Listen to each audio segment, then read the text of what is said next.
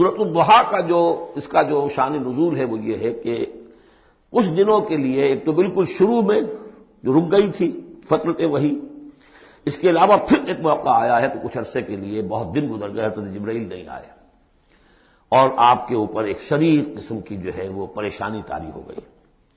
کچھ لوگوں نے بھی طعنہ دینا شروع کر دیا، کچھ عرصے سے محمد تم نے کوئی نئی وحی نہیں سنائی، کیا ہوا تمہارا شیطان کیا چلا گیا وسط؟ کوئی ایسا بھی بتایا گیا کہ ایک دفعہ متواتر کئی راتوں تک آپ رات کو اٹھے نہیں، تو کہا وہ تمہارا شیطان تمہیں چھوڑ گیا ہے۔ کوئی ساتھ کے رہنے والی عورت جو تھی کہ رات میں نے سنی نہیں تمہاری کوئی پڑھنے کی جو تم پڑھا کرتے تھے، شاید شیطان تمہیں چھوڑ گیا ہے۔ خود آپ کو جس قدر ایک اشتیاق رہتا تھا کہ وہی آئے اور آپ کی وہ روح کو جو ہے مزید اور غذا اور تر و تازگی جو ہے وہ مسلسل ملتی رہے، اس کی وجہ سے یہاں تک آتا ہے کہ حضور فرماتے کہ اس درجے میں رنج اور غم میں تھا کہ میں سوچتا تھا کہ میں پہاڑ کے اوپر چڑھ کر اپنے آپ کو گرا دوں۔ بربنائے تب بشری اس درجے حضور کے اوپر جو ہے یہ شاخ گزر رہا تھا کہ وہی کیسے بند ہو گئی، اور اس میں یہ بھی تھا کہ اللہ ناراض تو نہیں ہو گیا، کیا مجھ سے کوئی خطا تو ایسی نہیں ہو گئی، یہ سبب کیا ہوا ہے؟ یہ ہے وہ کیفیت کہ جس کے اندر یہ آیتیں نازل ہو رہی ہیں۔ اور اب آپ اس کو سمجھ لیجئے کہ اس کا نفسیاتی اور انسان کی باطنی کیفیات کے ساتھ کیا تعلق ہے۔ انسان پر دو طرح کی کیفیات طاری ہوتی رہتی ہیں، جیسے میں نے پہلے ایک دفعہ آپ کو بتایا صدیق اور شہید کے درمیان جو فرق ہے بنیادی، کہ کچھ بنیادی طور پر لوگ ایکسٹروورٹس ہوتے ہیں، کچھ بنیادی طور پر انٹروورٹس ہوتے ہیں۔ ایکسٹروورٹس کھیل کود بھاگ دوڑ، لوگوں سے ملنا جلنا، گفتگو ہے، اسے دھکا دے دیا اس سے مذاق کر لیا، اسی میں وہ خوش رہتے ہیں، بڑے مگن رہتے ہیں، تنہائی انہیں کاٹ کھانے کو دوڑتی ہے۔ اور ایک انٹروورٹس ہوتے ہیں کہ وہ مجلس وغیرہ کو نہیں ہوتا، اپنے تنہائی میں کہیں بیٹھے ہیں، غور و فکر کر رہے ہیں، سوچ بچار کر رہے ہیں، انہیں وہ مجلس سے زیادہ اپنا گوشہ تنہائی جو ہے وہ زیادہ عزیز ہوتا ہے۔ تو یہ دو مزاج اللہ نے بنائے ہیں۔ اسی طرح ہر انسان کے اوپر آلٹرنیٹلی کچھ کیفیات آتی ہیں جس کو ہم کہتے ہیں میرا موڈ آف ہے، ایک طرح کا قبض سا ہو جاتا ہے، طبیعت میں بندش سی ہوتی ہے، کسی وقت اسی شخص کے اندر پھر انشراح سا ہو جاتا ہے، پھر ہنسنے بولنے کو جی چاہتا ہے، گفتگو کرنے کو جی چاہتا ہے۔ یہ کیفیت جب انسان کی روحانی زندگی سے متعلق ہو جائے تو اس کو پھر صوفیہ نے نام دیا قبض اور بسط۔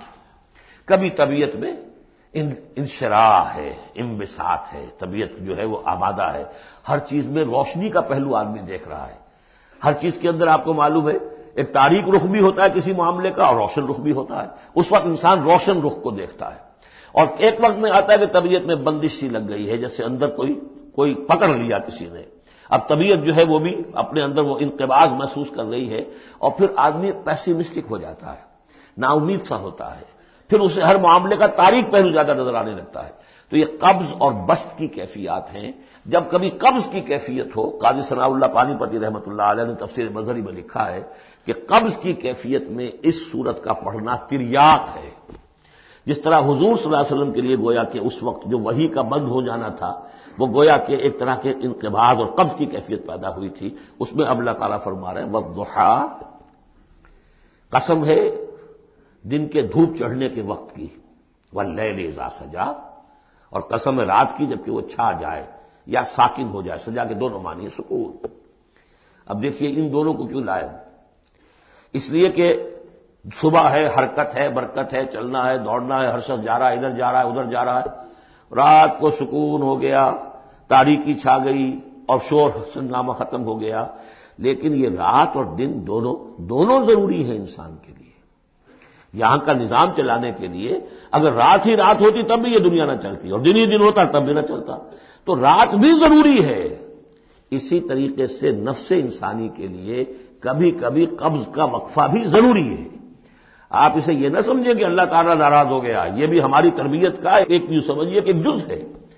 ما ودعک ربک وما قلی، آپ کے رب نے آپ کو رخصت نہیں کیا ہے، نہ ہی وہ آپ سے ناراض ہوا ہے۔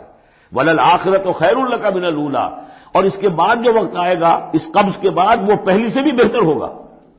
اور میں حیران ہوتا ہوں کہ کیسے غالب نے وہ بات کہی ہے کہ جو بالکل ترجمانی ہے اس کی، رکتی ہے میری تباہ تو ہوتی ہے رواں اور، یعنی یہ کہ جب میری طبیعت کے اوپر کبھی کبھی رکاوٹ سی آ جاتی ہے، اب شعر جو ہیں اچھے نازل نہیں ہو رہے، لیکن جب وہ رکاوٹ سے میں نکلتا ہوں، اس قبض سے نکلتا ہوں، رکتی ہے میری تباہ تو ہوتی ہے رواں اور، اس لیے کہ اس قبض کے بعد جب مرحلہ آتا ہے انبساط کا اور انشراح کا تو وہ ایک قدم آگے ہوتا ہے آدمی، اس پہلی کیفیت سے ایک درجہ جو ہے اس کا بڑھ چکا ہوتا ہے۔ وَلَلْآخِرَةُ خَيْرٌ لَكَ مِنَ الْأُولَىٰ، یقیناً پچھلی ہر گھڑی، ہر ساعت اور ہر قبض کے بعد آنے والا انبساط آپ کے لیے پہلے سے اونچا درجہ لے کر آئے گا۔ وَلَسَوْفَ يُعْطِيكَ رَبُّكَ فَتَرْضَىٰ، ان قریب آپ کا رب آپ کو اتنا کچھ دے گا، اتنا کچھ دے گا، آپ کی محنتوں کے وہ نتائج سامنے آئیں گے کہ آپ راضی ہو جائیں گے۔ اب دیکھیے پچھلی صورت ختم ہوئی تھی وَلَسَوْفَ يَرْضَىٰ، یہاں ہے وَلَسَوْفَ يُعْطِيكَ رَبُّكَ فَتَرْضَىٰ، صرف ضمیر کا فرق ہے، کیونکہ صدیق پر وحی نہیں آتی، براہ راست خطاب نہیں کیا جا سکتا، وہاں وہ صیغہ جو ہے وہ غائب کا ہے، وَلَسَوْفَ يَرْضَىٰ، اور چونکہ نبی وہ ہے جس پر وحی آ رہی ہے، براہ راست مخاطب ہے، تو وَلَسَوْفَ يُعْطِيكَ رَبُّكَ فَتَرْضَىٰ، آپ کا رب اتنا کچھ دے گا کہ آپ راضی ہو جائیں گے۔ اب یہ کہ اسی قبض کی حالت میں پھر اللہ تعالیٰ اپنے احسان جتا رہا ہے، اور یہ بہترین ہے۔ کبھی طبیعت پر ڈپریشن ہو اس طرح کی اور قبض کی کیفیت ہو تو آدمی یاد کرے کس کس مرحلے پر اللہ نے میری دستگیری فرمائی، کن کن مراحل پر اللہ تعالیٰ نے مجھے مشکلات سے نکالا، اس سے وہ حوصلہ بڑھتا ہے۔ اور اس کو بھی سمجھیے کہ اسی انداز میں علم یجد کا یتیمن فآوا، یہ سیرت النبی کے بڑے اہم حصے ہیں جو اس میں آ گئے ہیں۔ آپ کی پیدائش یتیمی میں، پوسٹیورس چائلڈ، باپ تو پہلے ہی فوت ہو چکا ہے، 6 سال کی عمر میں والدہ گئی، 8 سال کی عمر میں دادا گئے، اور وہ یعنی جو آپ نے دیکھا ہے ابتدائی زمانہ زندگی کا تو وہ یتیمی کا۔ علم یجد کا یتیمن فآوا، کیا اس نے اے محمد آپ کو نہ پایا کہ آپ یتیم تھے، پھر پناہ دی، آپ کے لیے بندوبست کیا، دادا کے دل میں جو شفقت ڈالی، پھر آپ کے تایا زبیر کے دل میں جو شفقت ڈالی۔ بدقسمتی سے ہماری تاریخ میں چونکہ بہت زیادہ عمل دخل رہا اہل تشیع کا، تو عبد المطلب کے بعد فوراً ابو طالب کا نام آتا ہے، حالانکہ یہ غلط ہے تاریخی اعتبار سے۔ عبد المطلب کے بعد کافی عرصے تک زبیر جو آپ کے تایا تھے وہ سرپرست تھے، پھر ان کے انتقال کے بعد ابو طالب کا معاملہ آیا، لیکن ان کو بیچ میں سے غائب کر دیا گیا ہے۔ بہرحال اللہ تعالیٰ جو بھی کسی کے دل میں ڈالتا ہے، آخر ابو طالب کے دل میں محبت ڈالی تو کس نے ڈالی؟ وہ ہم پڑھ چکے ہیں سورہ طٰہٰ میں، وَأَلْقَيْتُ عَلَيْكَ مَحَبَّةً مِّنِّي، حضرت موسیٰ علیہ السلام کی موہنی صورت کے اوپر اللہ تعالیٰ فرماتے ہیں ہم نے اپنی محبت کا پرتو ڈال دیا کہ تمہیں دیکھنے کے بعد وہ قتل کرنے کے ارادے سے باز رہ گئے، ان کے ہاتھ چھل ہو گئے، ایسی موہنی صورت اسے قتل کر لیں۔ وَأَلْقَيْتُ عَلَيْكَ مَحَبَّةً مِّنِّي وَلِتُصْنَعَ عَلَىٰ عَيْنِي، یہ ہوا ہے۔ تو فرمایا علم یجد کا یتیمن فآوا ووجدک ضالا فہدا، اور پھر جب آپ شعور کی پختگی کو پہنچے اور غور و فکر کا مرحلہ آیا، حقائق میں انسان کو سوچ بچار کا مرحلہ آیا، اور آپ کو دیکھا کہ آپ تلاش حقیقت میں سرگرداں ہیں تو ہدایت دی۔ وہ آگے آ جائے گا، بہت قریب پہنچ گئے ہم، اقرأ بسم ربک الذی خلق، وہ مرحلہ جب آئے گا۔ ووجدک عائلا فاغنا، اور پایا آپ کو تنگ دست تو غنی کر دیا۔ کس طرح سے راستہ پیدا کیا ہے خدیجہ الکبریٰ رضی اللہ تعالی عنہا نے، جو بھی ان کے آپ کے محاسن دیکھے کتنی گرویدہ ہوئی ہیں۔ بڑے بڑے سردار قریش کے جو ہے ان سے نکاح کے خواہش مند تھے، انہوں نے خود جو ہے اپنی لونی کے ذریعے سے پیغام دیا ہے حضور کو، تو یہ ساری چیزیں جو ہے ان کی ساری دولت جو ہے وہ پوری کی پوری انہوں نے لا کر حضور کے قدموں میں ڈال دی ہے۔ ووجدک عائلا فاغنا فاما الیتیم فلا تقہر، تو اے نبی تقاضے ان تینوں چیزوں کے کیا ہیں؟ ہم نے آپ کو یتیم پایا، پناہ دی، اب آپ بھی یتیم کی سرپرستی کیجئے، کسی یتیم کو اس کے اوپر کوئی جبر نہ ہو، سختی نہ ہو۔ وَأَمَّا السَّائِلَ فَلَا تَنْهَرْ، اور آپ جبکہ تلاش حقیقت میں سرگرداں تھے تو ہم نے آپ کو ہدایت دی، اسی طریقے سے اب آپ کو بھی کوئی شخص سائل بن کر آپ کے پاس آئے سوال کرے، اسے جھڑکنا نہیں ہے۔ اسے جو بھی سائل دونوں طرح کے ہوتے، سوال کرنے والا کوئی علمی سوال اور سوال کرنے والا کوئی مالی مدد کے لیے۔ وَأَمَّا بِنِعْمَةِ رَبِّكَ فَحَدِّثْ، اور جو ہدایت تمہیں دی ہے ہم نے اب اسے عام کرو، یہ نعمت ہے، آپ کے رب کا انعام ہے، یہ ہدایت جو آپ کو عطا ہوئی ہے اس کو بیان کرو۔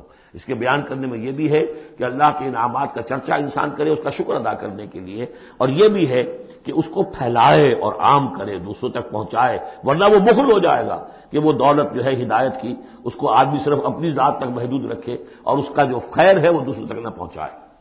بارک اللہ لی ولکم فی القرآن العظیم ونفعنی وإیاکم بالآیات والذکر الحکیم۔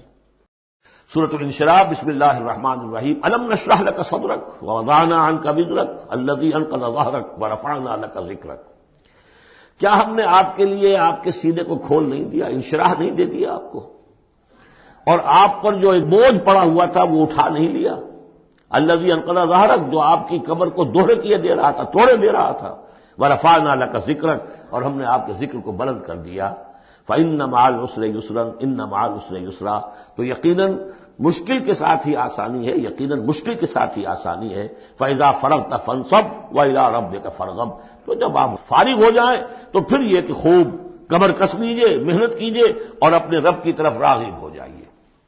یہ مشکلات القرآن میں سے ہے۔ عام طور پر سمجھتے ہیں لوگ کہ جو مشقتیں تھیں دعوت و تبلیغ میں، اور جو آپ کے اوپر جو لوگ فکرے چست کر رہے تھے اس کی وجہ سے آپ کو یہ رنج ہو رہا تھا، تو یہاں اصل میں یہ بات نہیں ہے، وہ بھی ہے اپنی جگہ پر، حقیقت میں بات کون سی ہے؟ اور کیونکہ یہ بھی معلوم ہے کہ یہ بالکل ابتدائی زمانے کی صورتیں ہیں، لہذا اس دور میں تو ابھی اس طریقے کا جو ہے کوئی بہت زیادہ پرسیکیوشن بھی نہیں تھی، بہت زیادہ مخالفت بھی نہیں تھی، اس سے کہیں زیادہ بڑے مراحل سے آپ کو گزرنا پڑا ہے۔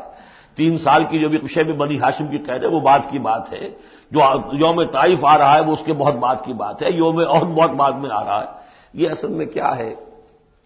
جس شخص کو اللہ تعالیٰ نبوت دیتا ہے اس کی سب سے زیادہ جو خواہش ہوتی ہے وہ اللہ کے ساتھ لو لگا کر بیٹھا رہے، اور رسالت کا فریضہ ایسا ہے کہ جاؤ خلق خدا کو ہدایت کا راستہ دکھاؤ۔ اب کہاں وہ کیفیت؟ دن ڈھونڈتا ہے پھر وہی فرصت کے رات دن بیٹھے رہے تصور جانا کیے ہوئے، کہاں اللہ کی طرف رخ کر کے اللہ کا بندہ کھڑا ہے رات کے وقت، کیا اس کی کیفیت ہے، اس کے قلب کی، اس کی روح کی کیا انشراح ہے، کیا انبساط ہے، کن بلندیوں پر اس وقت وہ ہے، کس روحانی وسعتوں کے اندر جو ہے وہ اس وقت تیراکی کر رہا ہے، اور کب جا رہے کسی نے کہہ دیا پاگل ہے، کسی نے کہہ دیا کہ یہ تو مجنون ہے، دیکھو ذرا یہ شخص ہے جو کہتا ہے آپ کے معبودوں کو کہ یہ غلط ہے۔ اب اس کا ایک تقدر ہو رہا ہے دل کے اوپر، کہاں وہ کیفیت؟ علامہ اقبال نے اسے لکھا ہے، 4th لیکچر ہے ان کا جو خطبات میں سے، شیخ عبد القدوس گنگوہی رحمۃ اللہ علیہ کا قول دیا ہے۔ وہ کہیں کسی کیفیت میں بیٹھے ہوئے تھے اسی طرح مراقبے میں، اچانک اقامت کی آواز آ گئی، اب جماعت کھڑی ہو رہی، تو وہ آ رہا کھڑا ہونا ہے، تو نماز میں تو جانا ہے، تو کہا کیا، جھنجھلا کر کہا، حضوری سے نکال کر دربانی میں کھڑا کر دیا۔ اس وقت جس مراقبے کی کیفیت میں تھا وہ تو حضوری کی کیفیت مجھے حاصل تھی، اب میں دربانی میں آ گیا ہوں یہاں پر۔ نماز تو آپ پڑھیں گے تو امام کے پیچھے پڑھیں گے، اس نے کہا اللہ اکبر تو کرنا ہی ہے رکوع، چاہے ابھی آپ کا دل چاہ رہا ہے اور قرآن پڑھا جائے تو کیسے ہوگا، تو اس کا حکم ماننا آپ نے۔ آپ چاہ رہے ہیں سجدے میں پڑے رہے ابھی سر نہ اٹھائیں، لیکن وہ تو کہے گا اللہ اکبر، تو وہ سر آپ نے اٹھانا ہی ہے۔ تو وہ ایک اور نظام ہے، وہ نظام با جماعت ہے، اس سے ایک جماعت کی تشکیل جو ہے وہ مطلوب ہے، اور ایک ہے انسان کا اپنا روحانی ترفع، اس کے کچھ اور تقاضے ہوتے ہیں۔ تو جیسے حضرت موسیٰ سے کہا گیا ہر دفعہ آپ نے دیکھا اذهب الى فرعون انه طغى، اور وہ اگر وہیں پر رہتے ڈیرا لگا دیتے، ہر وقت گفتگو ہو رہی ہے، مخاطبہ مکالمہ مل رہا ہے، تو جو لذت اس میں تھی، اس کے اندر جو ہے وہ جو مشقت ہے وہ یہ تھی۔ رفتہ رفتہ پھر آپ کا مزاج اس کا خوگر ہوا ہے، اور پھر یہ کہ جب اللہ تعالیٰ نے اس میں بہت سے لوگوں کو بھی شامل کر دیا، پھر وہ جو تسکین پیدا ہوئی کہ ایک شخص وہ ہوتا ہے جو اکیلا، اس کو مولانا روم نے بڑی خوبصورتی سے وضاحت سے، اگرچہ وقت کا مجھے احساس ہو رہا ہے کہ وہ تو گھنٹہ پورا ہو رہا ہے اور ہم نے تو ابھی یہ 4 صورتیں ختم نہیں کی، کہ یہ بارش کا ایک بتایا ہے مثال، کہ بارش میں ایک مرحلہ ہوتا ہے کہ سمندر سے بخارات اوپر جا رہے ہیں، نہایت صاف شفاف، اس میں تو کوئی قدورت نہیں ہوتی، وہ تو ڈسٹلڈ واٹر جا رہا ہے، وہ اوپر گیا، پھر وہ گیا، اس نے بارش کی شکل اختیار کی، جب بارش کو بن کر وہ گرا ہے تو اس نے اب فضا کو بھی دھو دیا، تو فضا کی قدورت اپنے اندر لی نا، فضا کو صاف کر کے وہ آیا نیچے، زمین کا بھی گند صاف کرتا ہے، صاف کر کے اور وہ گند لے کے دریا میں شامل ہوا، اور پھر گیا اور سمندر میں جا کر گند اس نے وہاں چھوڑا، پھر وہ پاک ہو کر صاف ہو کر بڑی ہی یعنی لطیف شکل میں پھر یہ ہو رہی ہے، یہ ہے ایک سیر الی اللہ، اللہ کی طرف بڑھا جا رہا ہے، رات کو اللہ کا بندہ کھڑا ہے اور اللہ سے مناجات ہو رہی ہے، یہ وہ ہے بخارات کا اوپر اٹھنا، نہایت پاکیزہ لطیف کیفیت، اور جب آپ آئے ہیں تو بارش کے مانند ہیں، اب آپ دھو رہے ہیں، تو جو دھو رہے ہیں اس سے خود اپنے آپ کو بھی تکدر ہوتا ہے، کسی نے کچھ کہہ دیا، کسی نے کچھ کہہ دیا، کسی نے کچھ کہہ دیا، کسی نے فکرہ چست کر دیا۔ اب آپ کو ضرورت ہے کہ پھر ذرا اپنے آپ کو بھی صاف کریں دوبارہ، پھر رات کو کھڑے ہو جائیں۔ سیر اللہ، سیر فی اللہ، سیر عن اللہ الی اللہ، یہ جو ہے جو تبلیغ کا اور فریضہ رسالت ہے، یہ بھی سیر الی اللہ ہے نتیجے کے اعتبار سے، لیکن اس وقت عن اللہ ہے، اللہ کی طرف تو پشت ہو گئی۔ اب دیکھیے جب آپ نماز میں کھڑے ہیں تو رخ کدھر ہے؟ اللہ کی طرف۔ جا رہے ہیں تبلیغ کے لیے تو اللہ کی طرف تو پشت ہو گئی، اب تو آپ جا رہے ہیں تو خلق کی طرف آپ کا رخ ہے، اللہ کی طرف تو پشت ہے۔ اس حوالے سے وہ عروج ہے، یہ نزول ہے، اور یہ نزول جو ہے یہ بڑا شاخ گزرتا ہے کسی ایسے شخص پر جسے عروج کی لذت حاصل ہو گئی ہو۔ یہ ہے وہ سختی، الم نشرح لک صدرک ووضعنا عنک وزرک الذی انقض ظہرک ورفعنا لک ذکرک فإن مع العسر یسرا ان مع العسر یسرا فإذا فرغت فانصب۔ اے نبی وہ وقت آ جائے گا، آپ اپنے اس فرض منصبی سے جب فارغ ہو جائیں گے، جب اللہ کا دین غالب آ جائے گا، پھر آپ یکسو ہو کر وہ جو آخر میں آیا اذا جاء نصر اللہ والفتح ورأيت الناس يدخلون في دين الله افواجا فسبح بحمد ربك واستغفر انه كان توابا، پھر آپ ہمہ وقت اسی کام میں لگ جائیے۔ اور اسی لیے حضور نے اس وقت آخری فیصلہ کیا، اللہم فی الرفیق الاعلی، بس اب میں فارغ ہوا اور اب میں مزید تاخیر نہیں چاہتا۔ حالانکہ نبیوں کو یہ آپشن ملتا ہے، اگر آپ ابھی چاہیں تو اور رہ سکتے ہیں دنیا میں، یہ آپشن ملا ہے۔ چنانچہ حضور نے اپنے مرض وفات میں جو خبر دی آ کر، جب آپ نے نماز پڑھائی ہے، بیماری میں ذرا سی کمی ہوئی تھی، باہر آپ آئے ہیں، حضرت ابوبکر نماز پڑھا رہے تھے، حضرت ابوبکر کے پاس جا کر آپ جو ہے بیٹھ گئے۔ اب حضرت ابوبکر جو ہے وہ اقتدا کر رہے ہیں حضور کی، اور پوری جماعت کر رہی ہے اقتدا حضرت ابوبکر کی۔ یہ نماز ہے، آخری باجماعت نماز۔ اس میں حضور نے فرمایا اللہ نے اپنے بندے کو ایک آپشن دی ہے، ایک اختیار دیا ہے، وہ چاہے تو، اب جو ایگزیکٹ الفاظ یاد نہیں ہے، نتیجہ اس کا یہی ہے کہ چاہے تو ابھی دنیا میں اور رہے، تو بندے نے اللہ کو قبول کر لیا ہے۔ حضرت ابوبکر رو پڑے اور لوگ حیران ہوئے، رو کیوں رہی ہے، یہ تو کوئی بات ایسی ہے نہیں۔ ان کی سمجھ میں آ گیا تھا کہ آپ نے اپنے انتقال کی خبر کر ہمیں دے دی۔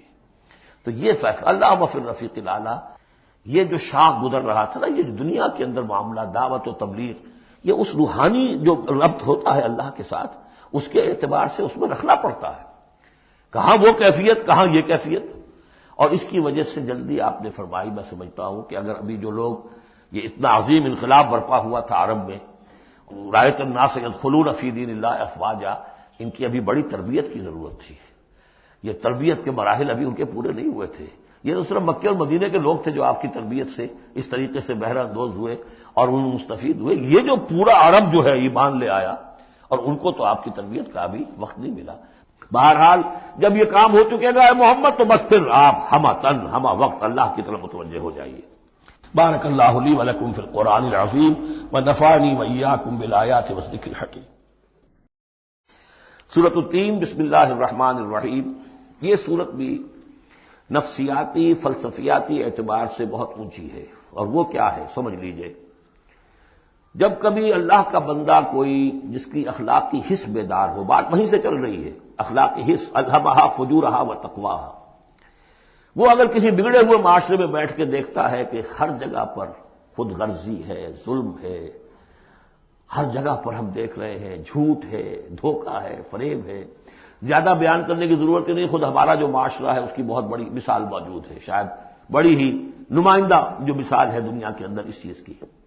اس پہ کوئی غور کر رہا ہے تو غور کر کے بالآخر بسا اوقات انسان اس درجے پر پہنچتا ہے کہ انسان ہے ہی بہت حقیر اور بہت گندی مخلوق، اس میں خیر ہے ہی نہیں، خیر کا کوئی پہلو نہیں۔ اور یہ میں آپ سے عرض کر دوں، آج کے سارے جو ماہرین نفسیات ہیں ان سب کا حاصل یہی ہے کہ انسان میں کوئی اعلیٰ شے ہے ہی نہیں، یا پیٹ ہے، یا اس کی شہوت ہے، یا حب تفوق ہے، یہ اینیمل انسٹنکٹس ہے۔ کسی خیر کا مجھے کسی بھی جو بھی ہو آپ کا سائیکالوجسٹ کو بتا دیجئے کہ وہ کسی خیر کا بھی آپ کے اندر کوئی سراغ لگا کر بتا سکے۔ یہ جو ایک آتی ہے انسان کے اوپر مایوسی، حساس انسان پر، اس میں یہ صورت نازل ہوئی ہے کہ انسان شر ہی شر نہیں ہے، گند کی پوٹ ہی نہیں ہے، اس میں بڑی بلندی کا پہلو بھی ہے۔ والتین والزیتون، گواہ ہے انجیر اور گواہ ہے زیتون، وہ طور سینین اور گواہ ہے وہ پہاڑ طور سینا، وہذا البلد الامین اور گواہ ہے یہ شہر امین، امن والا شہر۔ لقد خلقنا الانسان فی احسن تقویم، ہم نے تو انسان کو بہت بلند حساب پر، بہت عمدہ تخلیق پر بنایا تھا۔ اب قسموں کا اس کے ساتھ ربط کیا ہے؟ تین انجیر یہ اس علاقے میں کثرت سے ہوتی تھی، اور کہتے ہیں کہ اس پہاڑ کا نام بھی جبل تین تھا، جہاں حضرت نوح علیہ السلام نے دعوت و تبلیغ کی 950 برس تک۔ زیتون اس پہاڑی کا نام ہے، اور وہاں زیتون کے درخت تھے جہاں حضرت مسیح علیہ السلام نے سرمن آف دا ماؤنٹ، مشہور پہاڑی کا واس، اسی پر آپ کے آزاد تبلیغی مباحث ہوئے ہیں۔ طور سینین تو واضح ہے، حضرت موسیٰ علیہ السلام کو جہاں ہم کلامی حاصل ہوئی۔ ھذا البلد الامین اور یہ امن والا شہر جس میں محمد الرسول اللہ دعوت و تبلیغ کے فریضہ سر انجام دے رہے ہیں۔ ان شخصیتوں کو اصل میں ان مقامات سے مراد یہ شخصیتیں ہیں۔ اگر کسی کا خیال یہ ہے کہ انسان میں کوئی خیر ہے نہیں تو دیکھیں ہمارے بندے نوح کو، یاد کریں ہمارے بندے عیسیٰ کو، یاد کریں وہ بھی تو انسان تھا، موسیٰ جو رب سے ہم کلام ہوا تھا، اور دیکھ لیں اس بندے محمد کو صلی اللہ علیہ وسلم جو اس بلد امین میں نظر آ رہا ہے۔ کیا تمہیں ثبوت نہیں مل جائے گا کہ انسان میں تو بڑی عظمت رکھی تھی ہم نے؟ یہ دوسری بات ہے، آپ اپنے آپ کو حیوان ہی سمجھ لیں، حیوان بنا لیں۔ فلا تکونوا کالذین نسوا اللہ فانساہم انفسہم، یہ تو آپ کا کام ہے، آپ نے کیا ہے، یہ گراوٹ تو آپ کو ملی ہے۔ حقیقت میں اللہ تعالیٰ نے بنایا تھا، وہ تو بہت اونچے مقام پر بنایا تھا۔ آدم مسجود ملائک، آدم خلقتہ بیدی، اپنے دونوں ہاتھوں سے بنایا ہے۔ وَلَقَدْ كَرَّمْنَا بَنِي آدَمَ وَحَمَلْنَاهُمْ فِي الْبَرِّ وَالْبَحْرِ، یہ ساری آیات جو اتری قرآن مجید میں۔ تو انسان سرشت کے اعتبار سے کچھ کمزور ہے، فطرت کے اعتبار سے بہت بلند ہے۔ یہ میں دونوں الفاظ بار بار استعمال کرتا رہا ہوں، اب ان تمام چیزوں کی وضاحت ممکن نہیں ہے۔ اس کا روحانی وجود سب سے اونچا ہے، اس کا حیوانی وجود بہت نیچے ہے۔ اصل میں اس حیوانی وجود میں آ کر یہ نیچے چلا گیا ہے۔ والتین والزیتون وطور سینین وھذا البلد الامین لقد خلقنا الانسان فی احسن تقویم، ہم نے انسان کو بنایا تھا بہترین حساب سے۔ ثم رددناہ اسفل سافلین، اب اسے اس جسد حیوانی میں ڈال کر در حقیقت نیچے پہنچا دیا گیا ہے۔ تو اب کیا کرنا ہوگا؟ اب اوپر اٹھنا ہوگا۔ اوپر اٹھنے کے لیے محنت کرنی پڑتی ہے۔ الا الذین آمنوا وعملوا الصالحات، اب یہ ایمان اور عمل صالح ہے جو تمہیں اس پستی سے نکال کر اوپر لے آئے گا۔ جس مقام پر تم پیدا کیے گئے ہو اس مقام تک پہنچنے کے لیے پہلی محنت کیا ہے؟ آپ کے شعور اور ذہن کی آزمائش ہے کہ اللہ کو پہچانتے ہو یا نہیں، اور دوسری محنت عمل صالح ہے۔ الا الذین آمنوا وعملوا الصالحات فلہم اجر غیر ممنون، تو ان کے لیے تو اجر و ثواب ہوگا جو اس کا سلسلہ کبھی منقطع ہی نہیں ہوگا۔ فما یکذبک بعد بالدین، اب اس کے ساتھ ہی ایک بات ایسی جوڑ دی کہ اگر تمہیں بھی نظر آ رہا ہے کہ کچھ لوگ بلند ہیں، کچھ پست ہیں، کچھ گھٹیا ہیں، کچھ بڑھیا ہیں، تو سوال یہ کہ اس کا کوئی نتیجہ بھی نکلنا چاہیے کہ نہیں؟ پھر کیا چیز ہے جو تمہیں آمادہ کرتی ہے جزا و سزا کے انکار پر؟ الیس اللہ باحکم الحاکمین، کیا اللہ تعالیٰ تمام حاکموں سے بڑا حاکم نہیں ہے؟ تو کیا کوئی حاکم ایسا بھی تم نے دیکھا کہ جو اپنے نیکوکار بندوں کو اور اپنے غداروں کو اور اپنے باغیوں کو ایک جیسا کر دے؟ تو اگر انسانوں کے اندر یہ دونوں طرح کے کردار موجود رہے ہیں، جو تمہیں زیادہ نظر آ رہے ہیں وہ تو دوسری طرح کے ہیں، ہم نے بھی تمہیں دکھا دیے نا۔ موسیٰ بھی اللہ کا بندہ تھا، انسان تھا، عیسیٰ بھی تو ایک انسان تھا، یہ محمد بھی چلتے پھرتے جو ہے ثبوت ہے انسانی عظمت کا۔ یہ انسان کے اندر عظمت بھی ہے، اگرچہ ادھر اگر متوجہ نہیں ہوگے تو واقعی حیوانوں سے بھی بدتر ہو جاؤ گے۔ اولئک کالانعام بل هم اضل۔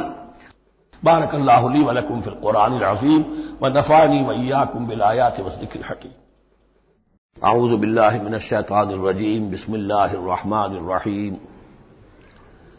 اقرأ باسم ربک الذی خلق، خلق الانسان من علق، اقرأ وربک الاکرم الذی علم بالقلم، علم الانسان ما لم يعلم، صدق اللہ العظیم۔ رب اشرح لی صدری ویسر لی امری واحلل عقدۃ من لسانی یفقہوا قولی۔ اس سے پہلے کئی مرتبہ یہ عرض کیا جا چکا ہے کہ حضور پر جو پہلی وحی آئی تقریباً اجماع ہے اس پر کہ وہ یہ 5 آیات ہیں سورہ علق کی۔ آپ کی عمر شریف جب 40 برس کے لگ بھگ ہوئی، حضرت عائشہ صدیقہ رضی اللہ تعالی عنہا کی روایت میں یہ ساری چیزیں موجود ہیں، تو خلوت گزرنی محبوب ہو گئی، غور و فکر کا غلبہ ہو گیا۔ پھر آپ غار حرا میں جا کر کئی راتیں کئی دن قیام فرما ہوتے تھے، اور شارحین حدیث کا اس پر اجماع ہے کہ وہاں آپ کیا کرتے تھے؟ کانا صفت و تعبدہ فی غار حرا تفکر والاعتبار، غور و فکر، سوچ بچار۔ اسی میں پھر ایک دن فرشتہ آیا ہے۔ فرشتے کا آنا اور فرشتہ کیا لے کر آیا جس پر کہ اس نے یہ کہا اقرا، پڑھو، وہ ذرا بات ہے کہ جو ذرا پیچیدہ ہے، سمجھنے کی ہے، وہ میں عرض کروں گا آپ سے۔ روایت یہ ہے کہ فرشتے نے کہا اقرا، تو حضور نے فرمایا ما انا بقاری۔ فرشتے نے اپنے ساتھ بھیچا لگا کر سینے کے ساتھ، پھر چھوڑ دیا، کہا کہو اقرا۔ حضور نے پھر کہا میں ما انا بقاری، تیسری مرتبہ پھر کیا، 3 مرتبہ کرنے کے بعد پھر یہ اقرا بسم ربک الذی خلق۔ تو اس میں میرے نزدیک وہ روایت صحیح ہے کہ یہ جو پہلی وحی آئی ہے یہ ما بین النوم والیقظہ، جبکہ آپ نیم بیداری اور نیم خوابیدگی کی کیفیت میں تھے، اور فرشتہ اس وقت ایک تختی پر لکھی ہوئی یہ آیات لے کر آیا تھا۔ ورنہ ظاہر بات ہے کہ آدمی پڑھا ہوا نہ ہو، تب بھی اسی کی اپنی زبان میں کہا جا رہا ہو کہ یوں کہو، تو وہ تو کہنا مشکل نہیں تھا۔ 40 برس کی عمر تھی آپ کی، کوئی آپ بچے تو نہیں تھے، کوئی شے تھی کہ جس کو پڑھنا تھا۔ وہ جو پڑھنا ہے تو وہ اصل میں یہ اس عالم میں کہ جس کو آپ کہیں گے ما بین النوم والیقظہ، بیداری اور خواب کے بین کی کوئی کیفیت تھی جس میں کہ فرشتہ آیا ہے اور اپنی اصل ملکی شکل میں آیا ہے۔ اس لیے کہ پھر اس نے جب وہ بھی کوئی چیز لکھی ہوئی لایا ہے، روایتوں میں آتا ہے سونے کی تختی تھی جس پر یہ آیات لکھی ہوئی تھی، تو اس پر آپ نے کہا ما انا بقاری، میں تو پڑھا ہوا نہیں ہوں۔ اب بات اس کے ساتھ مطابقت رکھتی ہوئی ہے، لیکن پھر جو سینے کے ساتھ بھیچا ہے 3 مرتبہ، تو اس سے گویا کہ آپ کے اندر وہ استعداد پیدا ہو گئی، پھر آپ نے اس کو پڑھا۔ اور یہ میں یاد دلاتا ہوں کہ میں نے جب کہا تھا کہ جب دوسری وحی فترت کے بعد آئی ہے سورہ مدثر کی، تو حضور نے جب دیکھا تھا کہ اب یہ افق اعلیٰ پر یا افق مبین پر حضرت جبرائیل نظر آئے، کیسے پہچان لیا؟ وہی فرشتہ جو غار حرا میں آیا تھا، تو وہاں بھی وہ اپنی اصل ملکی شکل میں تھے، لیکن وہاں جو رویت حضور کو حاصل ہوئی تھی وہ پوری بیداری کی حالت کی نہیں تھی، ما بین النوم والیقظہ، یعنی کچھ نیم خوابی اور نیم بیداری کی کیفیت تھی، لیکن دیکھ لیا تھا حضرت جبرائیل کو ان کی اصل ملکی شکل میں اس وقت۔ لہذا پھر جب وہ پہاڑ سے اترتے ہوئے یا محمد کی صدا آئی، اور پھر آپ نے 2 مرتبہ تو ادھر ادھر دیکھا، کوئی نظر نہیں آیا، تو آپ کو کچھ خوف سا بھی طاری ہوا۔ پھر اچانک نگاہ اٹھی تو دیکھا کہ وہی فرشتہ کہ وہی کے جو غار حرا میں آیا تھا، اس طرح ہے کہ آسمان زمین کے مابین افق پر، اور اس طرح سے کہ پورا افق بھر گیا۔ تو یہ ہے اس کا پس منظر۔ اقرا بسم ربک الذی خلق، پڑھو اپنے اس رب کے نام سے جس نے پیدا کیا۔ خلق الانسان من علق، انسان کو پیدا کیا اس نے اس جون کی طرح کی چیز سے کہ جو رحم مادر میں چمٹ گئی تھی۔ اقرا وربک الاکرم، پڑھو اور تمہارا رب بہت کریم ہے، بہت کریم ہے، بہت مہربان ہے۔ الذی علم بالقلم، جس نے کہ تعلیم دی ہے قلم کے ساتھ۔ عام انسانی تعلیم قلم کے ذریعے سے ہے، حضور کے لیے قلم کے درجے میں فرشتہ ہے، فرشتے کے ذریعے سے حضور کو سکھایا گیا ہے۔ علم الانسان ما لم یعلم، اور انسان کو سکھایا ہے جو کچھ کہ وہ نہیں جانتا تھا۔ اس وحی سے، جیسا کہ میں نے بارہا عرض کیا ہے، اب 25واں 26واں دن ہے آج، کہ اس سے آپ کی نبوت کا ظہور ہو گیا۔ نبی تو پیدائشی طور پر نبی ہوتا ہے، لیکن اس کا ظہور ہوا ہے اس وحی کے ساتھ۔ البتہ اس میں کوئی تبلیغ کا حکم نہیں ہے، وہ تو پھر جب وہ وحی آئی ہے، جب کوئی فرشتے کو دیکھا ہے افق اعلیٰ پر، افق مبین پر، اس کے بعد جب گھر گئے ہیں اور پھر آپ کمبل اوڑھ کر لیٹ گئے ہیں، دہشت کی کیفیت طاری تھی، پھر وہ سورہ مدثر کی آیات نازل ہوئی، یا ایھا المدثر قم فانذر وربک فکبر۔ وہاں سے پھر آپ کی رسالت کا آغاز ہوا کہ اے لحاف میں لپٹ کر لیٹنے والے، اب کھڑے ہو جاؤ، انذار کرو، خبردار کرو لوگوں کو، اور اپنے رب کی کبریائی کا اعلان کرو، اور اس کے کبریائی کے نفاذ کی جد و جہد کرو۔ یہ ہم پڑھ چکے ہیں کل سورہ مدثر میں۔ اس کے بعد میں نے عرض کیا تھا سورہ مدثر ہی میں 7 آیتوں میں حضور سے خطاب کے بعد پھر 3 آیتیں تھیں۔ فَإِذَا نُقِرَ فِي النَّاقُورِ فَذَلِكَ يَوْمَئِذٍ يَوْمٌ عَسِيرٌ عَلَى الْكَافِرِينَ غَيْرُ يَسِيرٌ۔ یہاں پھر دیکھیے، یہاں اب 3 آیتیں آ رہی ہیں، یہ آخرت کا فلسفہ بیان کر رہی ہیں۔ کلا ان الانسان لیطغی، کوئی نہیں، انسان طغیانی پر، سرکشی پر، زیادتی پر، ظلم پر، تعدی پر آمادہ ہو ہی جاتا ہے۔ کیوں ہو جاتا ہے؟ وہی حساس اور ذہین آدمی جو بیٹھا غور کر رہا ہے کہ یہ کیا ہو رہا ہے معاشرے میں، کیوں ظلم ہو رہا ہے، کیوں تعدی ہو رہی ہے، کیوں غلط روی لوگوں نے اختیار کی ہے، ہو جاتا ہے انسان۔ کیوں ہو جاتا ہے؟ الراہ استغنا، وہ اپنے آپ کو دیکھتا ہے کہ اس پر پکڑ کوئی نہیں، انگارہ زبان پر رکھوں گا تو جل جائے گی، جھوٹ بولوں گا کچھ بھی نہیں ہوگا، اگر میں کہیں زہر کھاؤں گا مر جاؤں گا، حرام کا مال کھاؤں گا کچھ نہیں ہوگا۔ کہ یہ دنیا جو ہے یہ فزیکل لاز پر چل رہی ہے، یہاں مورل لاز جو ہے آپریٹو نہیں ہے۔ اخلاقی قوانین ہے تو صحیح موجود، انسان کے نفس میں ہے، یہ اچھائی یہ برائی، لیکن دنیا جو چل رہی ہے اس میں ان اخلاقی قوانین کا کوئی دخل نہیں ہے، وہ صرف فزیکل لاز پر چل رہی ہے۔ آگ جلا دے گی اور جھوٹ سے کچھ بھی نہیں ہوگا، چھالا بھی نہیں ہوگا، اور آپ نے اگر کہیں پر سنکھیا کھا لیا تو مر جائیں گے، اور آپ حرام خوری جتنی چاہے کرتے جائیں کچھ نہیں ہوگا۔ یہ جو ہے کہ moral law is not operative, جبکہ فزیکل لا آپریٹو ہے، اس وجہ سے انسان جو ہے سرکشی پر، تعدی پر آمادہ ہو جاتا ہے۔ اب اس کا علاج کیا ہے؟ ان الی ربک الرجعی، یہ عقیدہ کہ تمہیں اپنے رب کی طرف لوٹ کر جانا ہے، حساب کتاب ہوگا، جواب دہی ہوگی، یہ یقین اگر دل میں بیٹھ جائے تو سیلف سینسر ہو جائے گا اس کے اپنے اندر، کوئی کام ایسا نہ کروں جس کی جواب دہی نہ کر سکوں، جانا ہے۔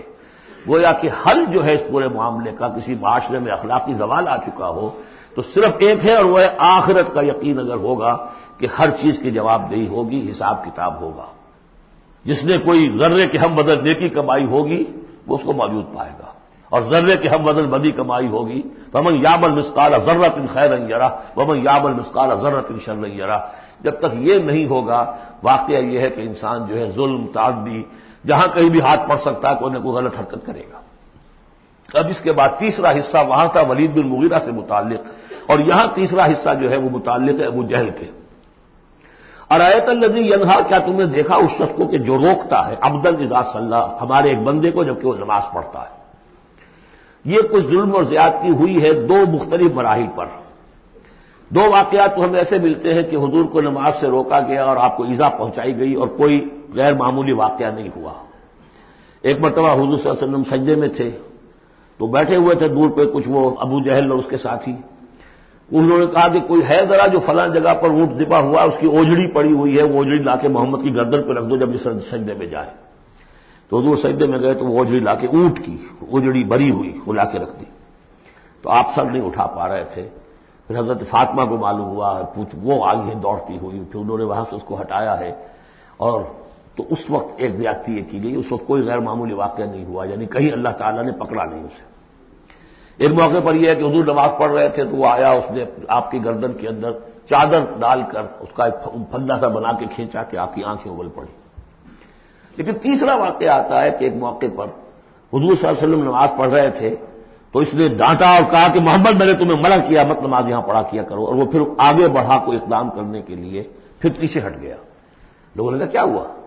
تو کہا کہ مجھے اپنے اور محمد کے درمیان ایک کھائی نظر آئی جس میں کوئی پروں والی مخلوق تھی اور وہ میری تکا بوٹی کرنے کو تیار تھی، اس سے خوف کھا کر وہ پیچھے ہٹ گیا۔ تو مجھے جہاں تک محسوس ہوتا ہے وہ یہ ہے کہ جب تک تو حضور کو ابو طالب کی پروٹیکشن حاصل تھی، اس وقت تک کا معاملہ تو پہلے دو واقعات ہیں، لیکن پھر جب آپ آئے ہیں اور طائف سے واپس آئے ہیں اور اللہ تعالیٰ کی طرف سے خصوصی پروٹیکشن آپ کو ملی ہے، اس کے بعد کا واقعہ وہ ہے کہ جس کا کہ یہاں تذکرہ ہو رہا ہے۔ ارایت الذی ینہا، کیا تم نے دیکھا اس شخص کو جو روکتا ہے، عبدن ہمارے ایک بندے کو، اذا صلی جبکہ وہ نماز پڑھتا ہے۔ ارایت ان کان علی الہدی، کیا تم نے غور کیا اگر وہ شخص ہوتا ہدایت پر، یہی ابو جہل ہدایت کے راستے پر کاربند ہوتا، او ہمارا بالتقوی، یہ ہمت والا آدمی ہے، جرت والا آدمی ہے، بخیل نہیں تھا، اس نے یہی کہا تھا کہ بنی ہاشم نے اگر لوگوں کو غریبوں کو کھانے کھلائے ہم نے ان سے بڑھ کر کھلائے، ابھی تک تو ہم کندھے سے کندھا ملا کر آ رہے، وہ بخیل نہیں تھا، پھر جری تھا، بہادر تھا، میدان جنگ میں گیا ہے، لیڈ کیا ہے لشکر کو اپنے، اور جب گردن کاٹنے لگے تھے تو کہا تھا ذرا نیچے سے کاٹنا تاکہ نیزے کے اوپر چڑھاؤ گے تو معلوم ہو کہ اونچی گردن ہے کسی سردار کی گردن ہے۔ تو یہ چیزیں اس کے اندر تھیں، مرد میدان تھا، لیکن یہ ہے کہ وہ جو صدق بالحسنی والے معاملے پہ آ کے مار کھا گئے۔ لیکن یہ کہ اگر یہی شخص ایمان لے آیا ہوتا، ہدایت پر ہوتا، تقویٰ کی تعلیم دیتا، تو آپ سمجھیے پھر کیا ہوتا؟ گویا کہ ایک اور عمر فاروق مل گیا ہوتا اس امت کو۔ بالکل ان کی شخصیتوں کے اندر بڑا پیرلل انداز ہے۔ حضرت عمر بھی لڑنے بھڑنے والے آدمی، کشتیاں کرنے والے آدمی، ادھر سے جا رہے ہیں اس کو دھکا دے رہے ہیں، اس بلاد کے آدمی تھے، لیکن یہ کہ بہرحال ان میں وہ چیز موجود تھی کہ بخل نہیں اور بزدلی نہیں۔ ان دو چیزوں کے بعد جو ہے پھر یہ کہ تصدیق بالحسنی کے لیے اللہ تعالیٰ نے ایک راستہ کھول دیا ان کے لیے، تو ان کے وہ عمر فاروق بن گئے، اس لیے کہ دعا کی تھی محمد رسول اللہ نے۔ ارایت ان کذب وتولی، کیا تم نے سوچا کہ اس نے جو جھٹلایا ہے، منہ موڑ لیا ہے، الم یعلم بان اللہ یرا، کیا یہ جانتا نہیں کہ اللہ دیکھ رہا ہے؟ کلا لئن لم ینتہ، ہرگز نہیں، اگر یہ باز نہ آیا، لنسفعا بالناصیہ، ہم گھسیٹیں گے اس کی چوٹی کے بال پکڑ کر، ناصیۃ کاذبۃ خاطیہ، یہ پیشانی کہ جو خطا کار ہے، جھوٹی ہے، فلیدعو نادیہ، تو بلا لے وہ اپنی پارٹی کے لوگوں کو، بلا لے اپنی مجلس کے لوگوں کو، ہم نشینوں کو، سندعو الزبانیہ، ہم بلا لیں گے جہنم کے فرشتوں کو، کلا لا تطعہ واسجد واقترب، اے نبی آپ اس کی بات نہ مانیے، آپ سجدہ کیجئے اور اللہ سے قریب ہو جائیے۔ بارک اللہ لی ولکم فی القرآن العظیم ونفعنی وإیاکم بالآیات والذکر الحکیم۔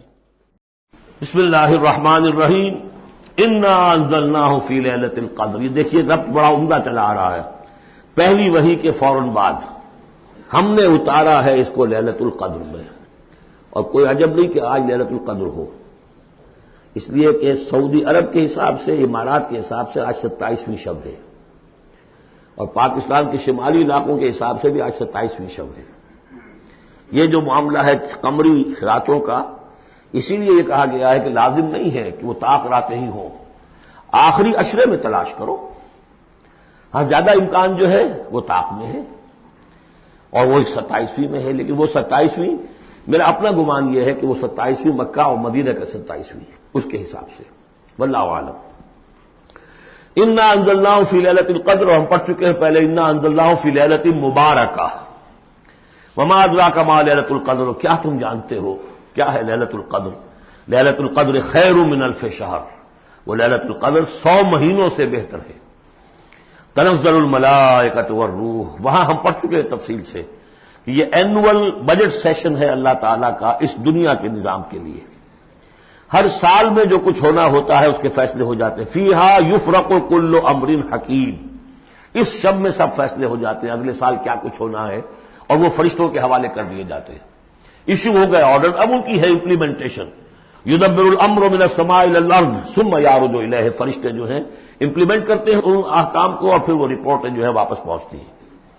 تو اسی رات میں قرآن مجید کے نزول کا آغاز ہوا، تنزل الملائکۃ والروح فیہا باذن ربہم، اس رات میں اترتے ہیں فرشتے بھی، اور الروح روح الامین، روح القدس، وہ کہ چونکہ ان کا ذکر عام طور پہ علیحدہ اس لیے کیا جاتا ہے جو ہم 2 دفعہ پڑھ چکے ہیں، علمہ شدید القویٰ ذو مرۃ فاستویٰ، تو ان کی خاص شان ہے فرشتوں میں، یہ مطاع ہیں، مطاع ثم امین، ان کے سردار کی حیثیت رکھتے ہیں۔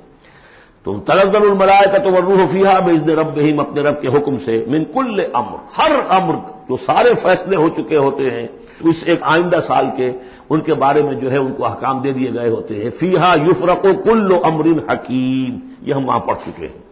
سلام، اور یہ رات جو ہے اللہ تعالیٰ نے پھر اس کی برکات ایسی رکھی ہیں کہ اگر اس میں کوئی شخص جو ہے اللہ کا خاص طور پر عبادت گزار بندہ جو ہے اس سے دعا کرے تو اللہ تعالیٰ اس دعا کو قبول کرتا ہے، عبادت کا جو اجر و ثواب ہے وہ اس ایک شب کا وہ 1000 مہینوں کے اجر و ثواب سے بڑھ جائے گا۔ یہ حتی مطلع الفجر، یہ فجر کے طلوع ہونے تک یہ رات ہے۔ بارک اللہ لی ولکم فی القرآن العظیم ونفعنی وإیاکم بالآیات والذکر الحکیم۔